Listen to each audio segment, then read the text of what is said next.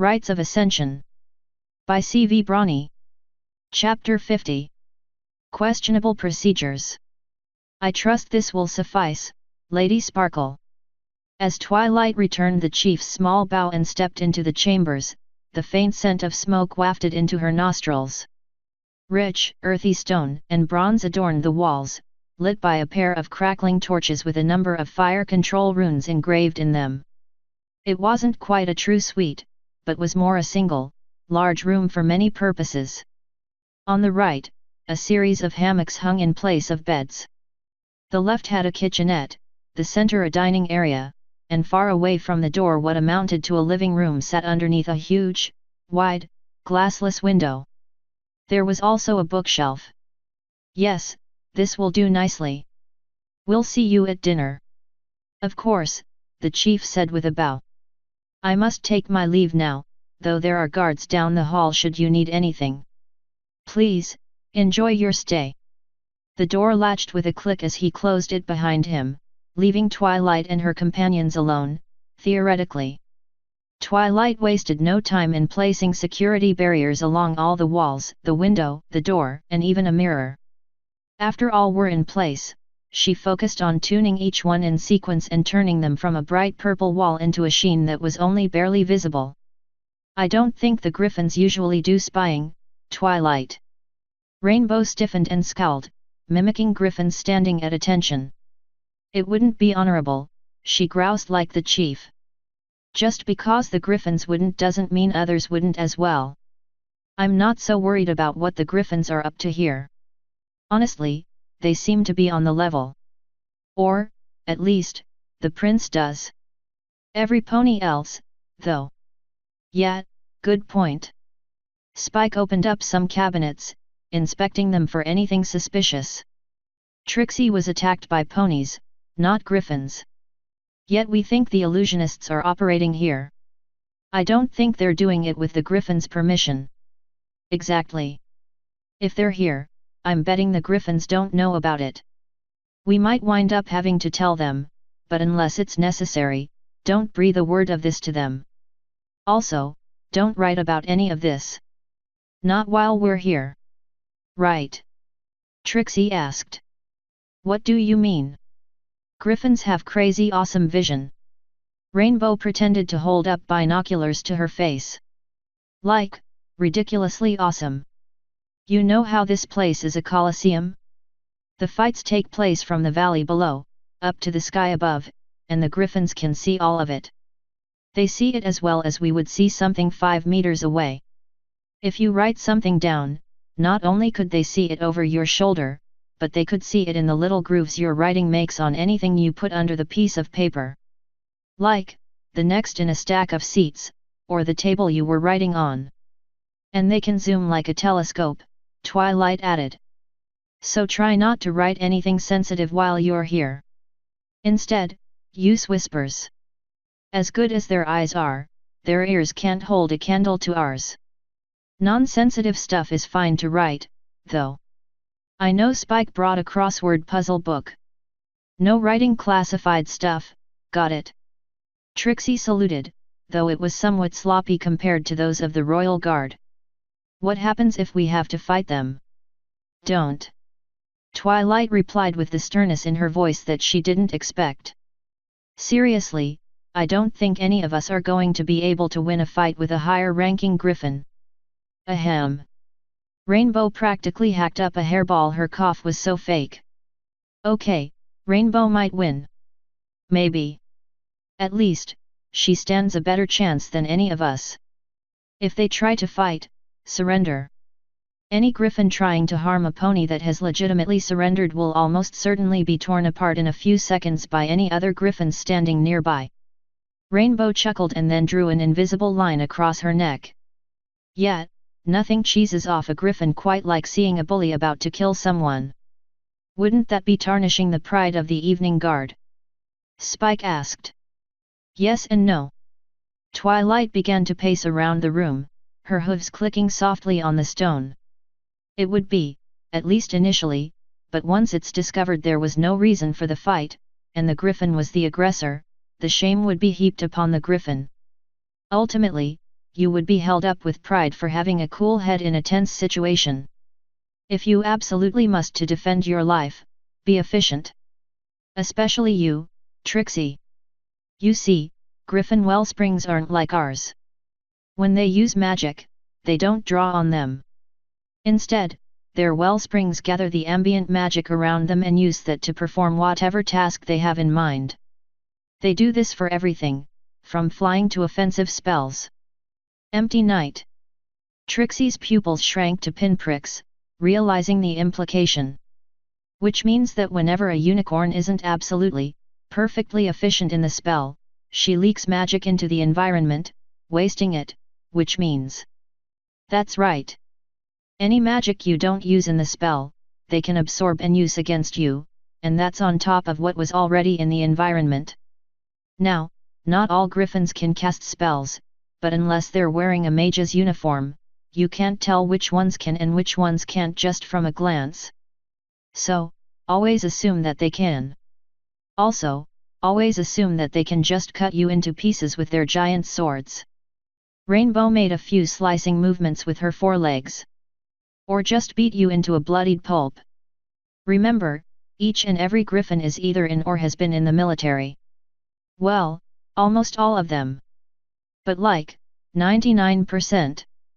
Seriously, it's like, compulsory. By sword point compulsory. Ugh. So what's the plan then? Trixie climbed into one of the hammocks, her left rear leg hanging out. Just hang out here for a while? Shouldn't we be going out looking? Twilight shook her head. I don't want to do that just yet. It would seem suspicious. Let's use tomorrow as an excuse.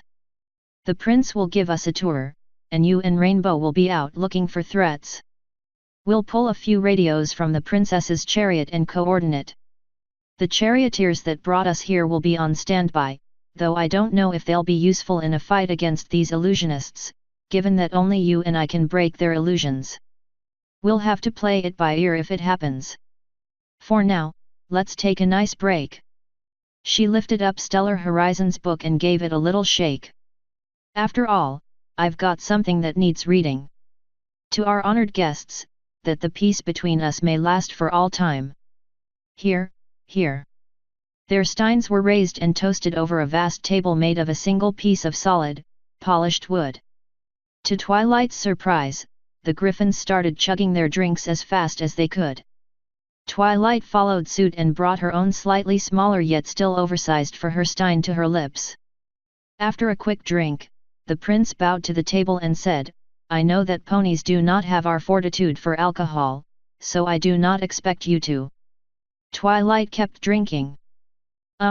Twilight? Spike asked.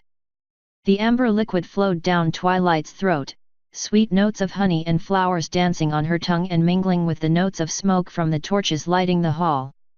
I sure hope this spell works. Out of breath, she set down the stein and exhaled. This is good stuff, I have to admit. Trixie, Rainbow, and Spike sat at their seats, slack-jawed and silenced. Twilight put her ears back. I can explain. My. That I did not expect, the prince said, stroking his beard. Perhaps tonight will be more interesting than I suspected. Well, I am kind of cheating a little. Twilight picked up a napkin and wiped her mouth, the aroma of the mead tingling her senses once more. I used an anti-intoxication spell when I was in the restroom. Rainbow exhaled in relief. Whew! I thought we had a changeling there for a moment. Although, I'm not sure if changelings actually eat solid food or not. Humph! The chief ruffled his feathers. A dishonest grand mage? I suppose I should have expected. Not dishonest. Dishonest would be to challenge someone to a drinking contest and use the spell to win. Simply to use it to avoid intoxication in a social setting, and to admit to it, is merely being cautious, if not courteous. Do not use such harsh words for our guests, chief. The prince snapped his talons, summoning the first course and mercifully dampening the awkwardness smothering the room. My apologies again, Lady Sparkle, the chief said with a small bow of his head. I've often been criticized for my quick tongue. I prefer to think of it as a type of earnestness. It's okay. I honestly think it's kind of cheating myself, but I don't think I would have been able to take more than a few mouthfuls without the spell. Twilight took another gulp of the meat as the first plate of the dinner was placed in front of her. It was a small dish of some kind of noodle, most likely wheat-based, if her knowledge of local flora was anything to go by, plus a pinkish red sauce of some kind. Shortly after, 3 small bottles of condiments and a bowl of shredded cheese joined them. What's this? Twilight picked up the first one and took a whiff of something vinegary, yet robust. Not quite what I'm looking for. The next was creamier, yet pungent with a hint of something that may or may not have been mushroom. Nope, not that one either. I think the next one is the one you want, Chui, Spike said with a wink. Aha! Thank you, Spike. Twilight picked up the bottle and sniffed to confirm its strength, then turned it upside down. I would be careful with that, Lady Sparkle. Princess Freya picked up her own bottle, holding it delicately in her talons.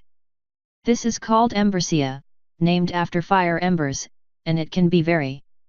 Twilight shook the bottle and promptly dumped the entire contents out on the noodles. Spicy. Sauce and starch wrapped around her fork, then made their way into her mouth and down her throat, leaving behind a furious, smoky heat. This is good stuff, she said after a swallow. I don't suppose I could get a crate of this sent to the castle. Another safeguard spell, perhaps. Prince Ragnar gave his beard a stroke. Nah, she just likes spicy things. Spike's own bottle of whatever the spicy stuff was also half empty, along with one of the others. So do I, really, but when you can breathe fire I suppose that's expected. Back when I first moved to Ponyville I accidentally poured hot sauce in a cup and drank it straight. Twilight dabbed her mouth with a napkin. Ever since then, I've been eating spicier and spicier things. I even have Spike beat at this point. Fat. The chief shook out his wings while Twilight marveled at his ability to say that without any lips. This is a transparent attempt to curry favor with His Highness. No mere pony could be capable of eating Embersia like that without the aid of a spell. Twilight can. Spike raised his hand. I was there. I watched her descend into capsaicin madness. Same. Rainbow raised her hoof. Inuk pointed talon at Trixie. Then why is she working on such a spell? Trixie didn't even look up from her notebook, instead choosing to wave off the chief and continue her scribbles. Quiet, I've almost got it figured out. Anything Twilight can do, I should be able to do. Mistake. Rainbow muttered, giving the mare an eye roll. It is remarkable, but I don't think it's anywhere near impossible, Chief. The prince said. Inuk grumbled. I'm not so sure, my prince. Unless you're just jealous, Inuk. What you think, dear? The princess gave her husband a wink. Well now, there's a theory. If Twilight didn't know any better, she'd have described the prince's smile as mischievous, perhaps even Celestia-like. Please. I have nothing to be jealous over. Prove it. Inuk's eyes widened and darted to the little bottle, freezing for only an instant before he reached out and dumped its contents onto his plate. At the same time, a spark from Trixie's horn had Twilight switching to her magic sight just in time to see the structure of the spell. A damage soak? But that won't. Haha. Trixie has done it. She too dumped over the bottle and heaved a helping into her mouth just as the chief finished swallowing his. Spike shoved his hand into his pocket, pulled something out, and slammed it on the table hard enough to bounce the plates. 5 bits says Trixie runs out of the room screaming before Inuk. Spike. Twilight glared at him. 2 forks clattered on their plates, dropped as their owners covered their mouth and beak. More bits hit the table from a cerulean hoof. 10 says Inuk runs first. Rainbow. Twilight yelled, reorienting her glare while Trixie squeezed tears from her eyes and pounded her hoof on her armrest, and Enoch twisted his head almost entirely backwards while rocking back and forth. At this rate, we're going to cause an international NC. An even larger thud rang out from the end of the table, the wood all but cracking under the strain of the prince's fist. 15 more on Trixie running. Dear. Based on her husband's reaction, Freya could probably give shining lessons on how to intimidate someone. I can't take it anymore. Trixie screamed, falling to the stone floor, sending her stein of mead clattering across the floor. Come on, Trixie. You can do it. Rainbow flapped her wings in a small hover. We believe in you. Or at least I do. And that's what's important. Enoch had already finished his stein and was getting slapped away from the princes. Pride comes before a fall, chief. Ragnar guzzled the entire contents of the stein in a few quick gulps, denying Enoch any hope of more liquid. Twilight imagined that if the chief had teeth to grind, he probably would have cracked one by now. She also imagined that Trixie would have a mighty headache from banging her head on the table leg like that. The chief swore in one of the few profanities Twilight could recognize in their language, tearing out of the room and leaving a rush of wind behind him. Wait for Trixie! Trixie screamed, running after him in a full-blown gallop. Yes. Rainbow leapt into the air, doing a somersault under the vast, tall ceiling. What am I? Element of loyalty. Loyalty. That's why I win every time. Yeah. Take your money. Spike tossed his coins to Rainbow. And here I thought the birds were immune to capsaicin. We are, but that doesn't mean there aren't other substances that taste spicy to us.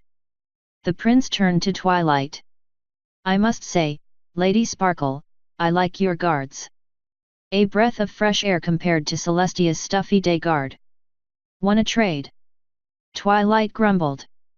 Much as I would find that interesting, it's fairly obvious that political circumstances wouldn't allow it. What a shame. Twilight's eyes launched volleys of disapproval at Rainbow and Spike, but they were too busy arguing amongst themselves to notice. Rainbow, get going and make sure nothing happens to Trixie. Sure thing. I mean, she did just win me 30 bits. Rainbow flew off after them. The prince rubbed his hands together like Bonbon during Hearts and Hooves Day. So, what should we wager on next? Hey there, how are you doing? Twilight stepped past Rainbow and Spike guarding the door and poked her head into the guest suite, finding Trixie laying on a bed alone, with a glass of water and some baking soda. There was a privacy shield on the window, and her armor manual on her lap. Miserable, Trixie groaned, turning over to face Twilight.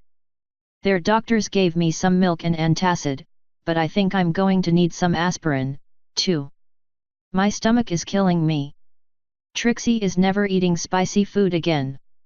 Oh, it's not that bad, I think. After I first overdid it, I came to like it.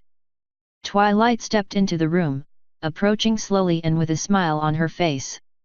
And the prince seems pleased about how things went.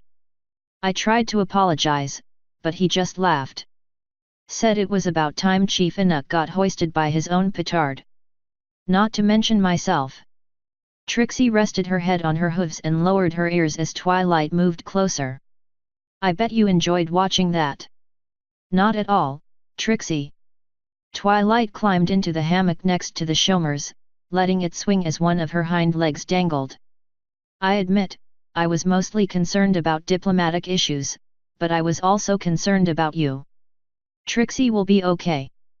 My stomach is getting better, though I imagine I have a long appointment with the toilet tomorrow. That's not what I meant.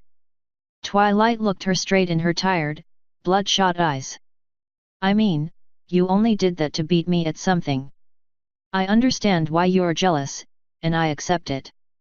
But Trixie, I never meant to lord anything over you, and I've never meant you any harm. I know. And honestly, it might have been easier for me if you had. It would have been so simple if you insulted me back, responded to my barbs in the media, or had been as snooty as blue blood. I could hate you and be done with it. But I can't do that. You've been nothing but kind to me, saved my life, given me so much. Yes, you've done a couple of insensitive things, but your intentions have always been pure. Still, I thought I had something tonight. I thought I had caught you doing something dishonest, and I thought I could finally show you up, even if it was the something so. Trixie's eyes froze for a moment, and then rolled with her body as she shifted onto her back. Immature. Pedantic. I really am a loser, I guess. No pony is saying that, Trixie. I do wish you had exercised more restraint, but I understand where you're coming from. Then why is the captain trying to get rid of me? Twilight's head jerked back in surprise, and her tail twitched. Rainbow? I find that hard too. Not that captain. The other one. In the Royal Guard. Trixie rolled back onto her stomach, curling up and hiding her nose behind her tail. He keeps telling me to keep my things packed, even though I don't really have much of anything. My cart is still back in Hoofington in the woods somewhere. And Trixie knows he's been talking to others to get her moved. I overheard him calling me a security risk to some general who keeps giving me a look of disgust every time I see her. Twilight's eyes narrowed into slits. Which general? I'm not sure. Tall, blonde, flowy robes, rose in her hair. Gemstone. That's gemstone quartz.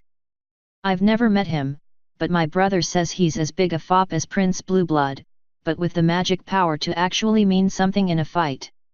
He's supposed to be the second most powerful of the generals, and leads the largest number of unicorn mages. Trixie raised an eyebrow. That's supposed to be a stallion. Twilight shrugged. Apparently. I mean, I suppose I never actually saw his, through all the robes. But still, Trixie could have sworn that was a mare looking down on another mare. Look. The generals apparently have a lot of latitude in terms of how they dress, as long as they get certain insignia on their clothes. Twilight lit her horn and pulled out her journal and pen. The question is, why is Quartz working with Captain Strike on this? Strike I could see doing this, if for no other reason than because he's a jerk. But Shiny seems to think that Quartz is one of Celestia's loyalists. It doesn't make sense. And how do we stop it? Trixie pulled a pillow over her head. I feel like I'm being thrown to the wolves. Twilight closed her eyes, the political chessboard laid out in her mind. Square after square grew dark as unknowns filled the board. Damn. I still don't have the connections, the political capital. I need more allies. No, what I need more of our friends. Do not interrupt them. Friendship is not only important for harmony, but is especially important to my student, who is your superior. If they wish to take time to mend their fences, we should allow it. For now, make that little trip to the unkempt village that you love so much, and rest easy, as you have a new friend in high places. Okay, so it isn't hopeless yet.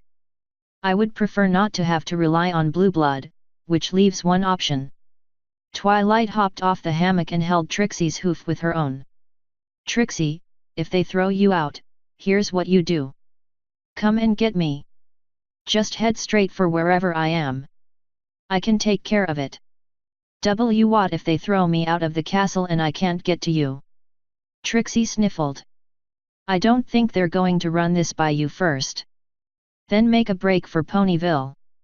Take the train, a chariot if you can get one, or just run there as fast as you can. Get to either the library or Sweet Apple Acres. Either my parents or the apples will shelter you until they can get word to me, and each has a royal guard watching undercover every single second of the day. They will not stand by if the illusionists attack, and once I get there, I'll be able to override the captain's orders. Twilight leaned in close and put her foreleg over the mare's back. I know we've had our differences, but I consider you my friend. I won't abandon you. Trust me. Trixie bowed her head. I do trust you. It's funny, because I know I shouldn't. At least, I would think I shouldn't, but I do. She looked down at the gem in her armor. It's been decades since I've had a friend. Twilight smiled. Then I'm glad you found me when you did. As am I. Even though at the time I thought for sure you had something terrible planned for me. Trixie looked off to the side of the room, clutching her leg and staring into a mirror. Twilight, I have something I need to ask you. Oh. Yes, Trixie clenched her teeth, steeling herself. I need to tell you. This mission is a trap. Twilight put her ears down. A trap? For me? No. For me. Trixie shivered and sniffed. It's how it always goes. Some hope gets dangled in front of me. But it's a trap. Just to show they're in control. Every single time, tears dropped down her cheeks and to the floor. Trixie. Whatever you have planned, they know it already. They're going to take me away. Twilight pulled her into a hug. I won't let that happen. I promise you. I want you to let them. Twilight gasped. What? I've been running so long I don't remember what it's like to not be afraid. To not have to wonder about every corner. If it's going to be the last one I turn. I can't do this anymore. Twilight let her go, trying to see her eyes, but they wouldn't open. I have one hope left, the counter spell. If it fails, I won't let them take me alive. But if it works, what do I even do? Keep running until they figure out how to beat it. There's no way I can win by myself. I don't even know what to do. I need you to tell me there's a way. Twilight pushed Trixie's chin up and squeezed it, forcing her to look her in the eyes. Trixie, listen to me. There is a way. Starting tomorrow, no, starting right now, they're on the run from us. Trixie's lip quivered. You've been fighting so long and losing. What you need, more than anything, is a victory. I'm going to give it to you. Here's what we're going to do. Twilight checked the privacy shield once more, making sure all was intact. We're going to work all night on your spell. It'll be better than ever. Then, you're going to take point in the search. When they confront you, you'll tear them and their little parlor trick to pieces while I shut down their amplification crystal. I bet it'll be easier to detect than ever while they flail about, trying to keep their advantage. Once that's done, Rainbow will fly you out so fast they won't even have time to react, and then they'll be completely exposed. Ripe pickings for hundreds of griffins. Twilight gave her another hug. This isn't a trap for you. This is a trap for them. I'm going to see to it. Twilight, Trixie squeezed her hard enough to pop a few joints. Thank you. Friend. You're welcome, Trixie. Twilight sighed and looked into her friend's purple eyes. Don't worry. We'll get these guys. All you have to do is promise to stay with us and never give up. Trixie will. And I'll do even better than that. Trixie scrambled to her armor locker, took out a boot, and tossed it at Twilight. Abusing my stomach isn't all I've been doing tonight. I've also been reading the manual for this stuff. This armor is incredible. A reactive shield, customized components for an Earth unicorn, and take a look at the bottom part of that piece. Twilight turned the part around, looking at the fetlock piece. There's a new enchantment here. Did you do that? Yes. It included a few slots for customization. Trixie can use it to mix my Earth pony and unicorn magic. Twilight scratched her chin. There's room left. Maybe we can use this to give the illusionists an even better surprise. Thud, thud. Twilight pulled down the privacy shield. What's up, Rainbow? Rainbow's poked her head in through the doorway. The prince is here for you. The prince? Odd. Twilight walked to the center of the room, keeping her head held high. Send him in, Rainbow. The door swung open the rest of the way, revealing the large form of Prince Ragnar. His light metal armor was replaced with softer clothes in hues of blue, white, and purple. Gold irises locked on Twilight, shifting and dancing to view her in a clarity Twilight couldn't even comprehend. One thing she could be certain of, however, was the dark gravity that had consumed the chamber. I take it this isn't a friendly visit. Twilight glanced over at Trixie for an instant, finding her already off the hammock and collected, ready for a fight. Not quite friendly, no. But not hostile. The prince reached down to his side, taking out his sword and placing it on the ground with the handle facing Twilight. Then what are you here for? Trixie asked. I need to speak with the Grand Mage, alone, and off record. Not happening, pal. Rainbow flared out her wings. If you have something to say it here where I can see you. Rainbow. Manners. Twilight pounded a hoof. Let me deal with this. She turned back to the prince and cleared her throat. My sincerest apologies, Prince Ragnar. However, given the degree of the threats against me, my captain is not unwarranted in her caution. I can appreciate that, Grand Mage Sparkle. However, I can assure you, I have extraordinarily compelling reasons for you to join me. Like what? Rainbow. Twilight snapped again. Very well, Prince. Where would you like to meet? You do not know the way. Follow me, and I will take us someplace safe.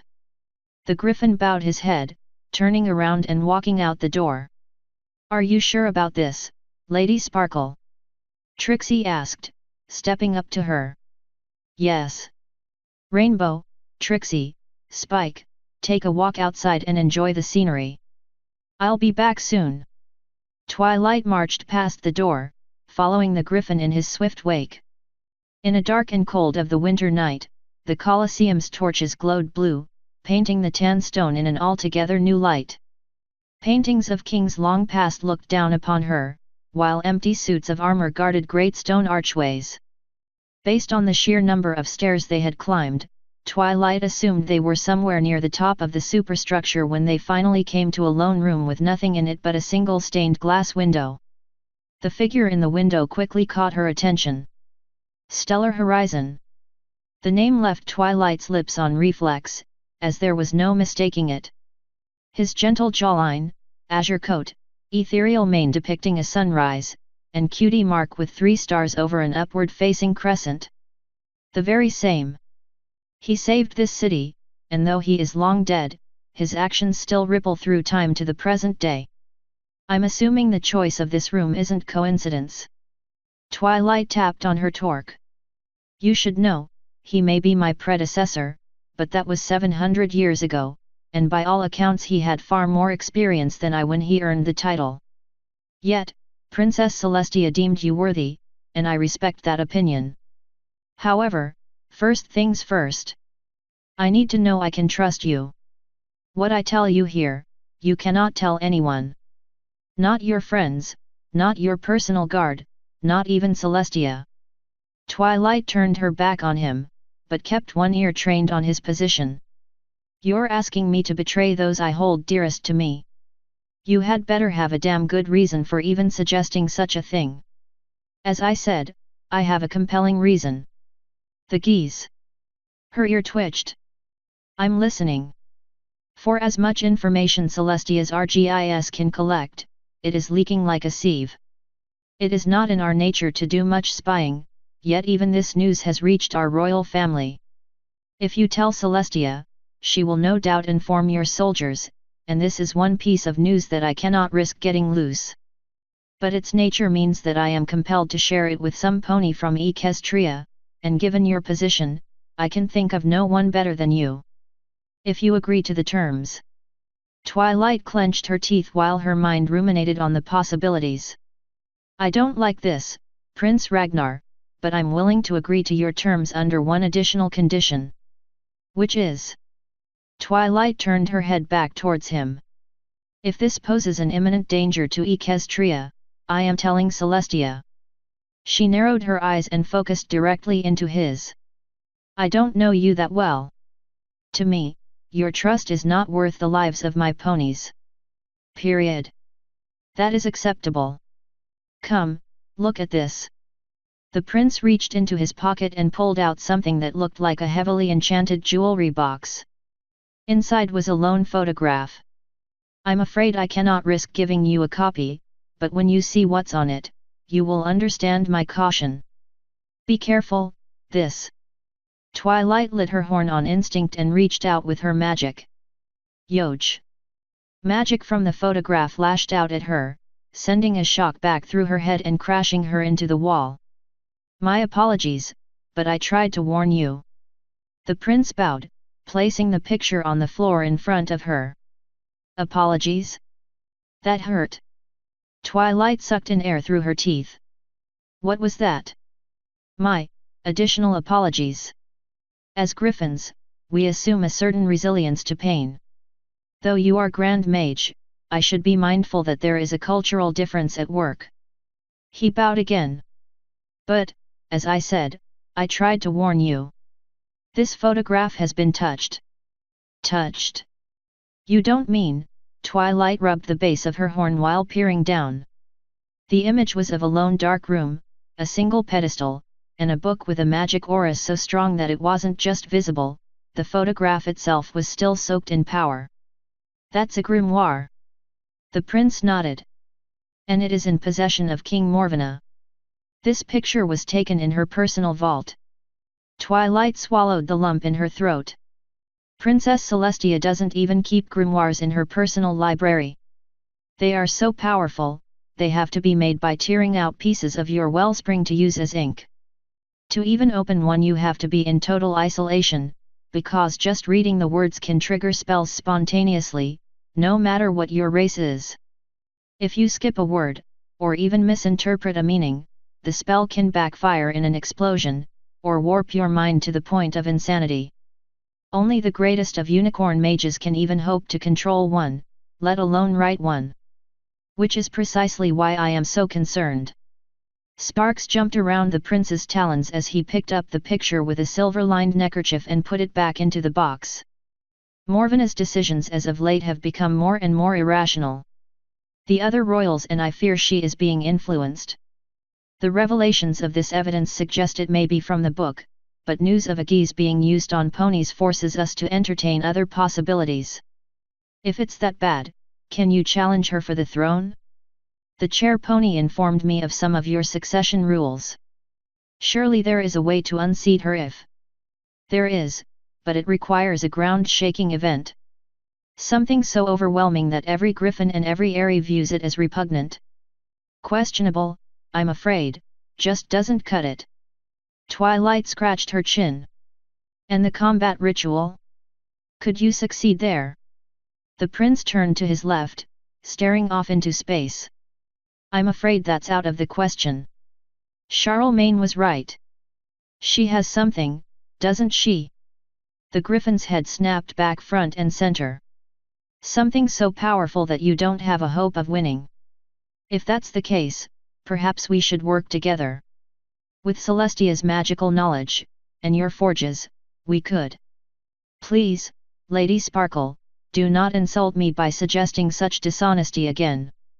All armaments using the challenge must be of griffin make, exclusively. My sincerest apologies. Twilight bowed low. I didn't mean to insinuate anything, and I was unaware of the rules. I am the element of magic, and for me, friendship and cooperation are always preferable. I can appreciate that you were merely offering to help. But as I said, that is not an option. Twilight lifted her head back up. Then perhaps there's some other way I can help. The prince winked at her. Perhaps. If, during your travels, you should find proof of undue influence on the throne, then we could take appropriate action. Only if you run into something. I can't ask you to deliberately search for it. I think I can keep an eye out. Twilight slunk around a corner of the hall, ready for anything. Her spell hadn't detected anything, but she was on her own at the moment, and didn't want to take chances. Fortunately, no griffin saw her attempt to hide behind a display case of transparent glass. I'm overthinking this. I need to trust that Trixie's spell will work. She took in a deep breath and sauntered, taking in the paintings, statues, and other art in the palace. This actually is quite lovely. PSST. Twilight. What's up, Aurora? I can't shake a bad feeling about this city. I want to help keep you safe, and I have an idea to help. Twilight gave Aurora a mental pat on the head. Sure thing. What did you have in mind? One of my abilities is self-metamorphosis. Like when I changed to accommodate your saddlebags. I can also add enchantments to myself, but it's difficult and time-consuming. Doesn't feel that good, either. Neat. Twilight pretended to stare at an empty suit of armor. But I don't want you to hurt yourself on my account. It does hurt, but only for a while. I can take breaks whenever I want, too. After it's over, I'm better. I can be more useful. And I think I've figured out something I can do quickly. Well, in a day or so, anyway. If you let me absorb one of the radios, I can reverse engineer it and integrate it into myself. You'd be able to use one whenever I'm deployed, and no pony could take it away from you without taking me away, too, which is impossible as long as I'm deployed. But you won't be able to use it until I'm done. Twilight clapped her hooves together. Wow! That's really amazing. Yeah, I'd be happy to trade a radio for a while to be able to do that with you. Are you sure you want to endure the pain, though? Yes. Being able to protect you is my only motivation, and I think this is a way I can be better at it. I'm glad you think I'm amazing. Don't ever think anything less of yourself, Aurora. You're not just my armor, you're my friend. I'll get you that radio when we're back in the room. Author's note. Ugh. Sorry for the lack of chapters and blogs lately.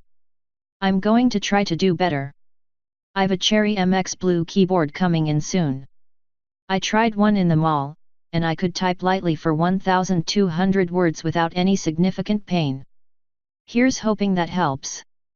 As ever, I'm nervous like crazy about this mission. At least 7 is shaping up nicely so far.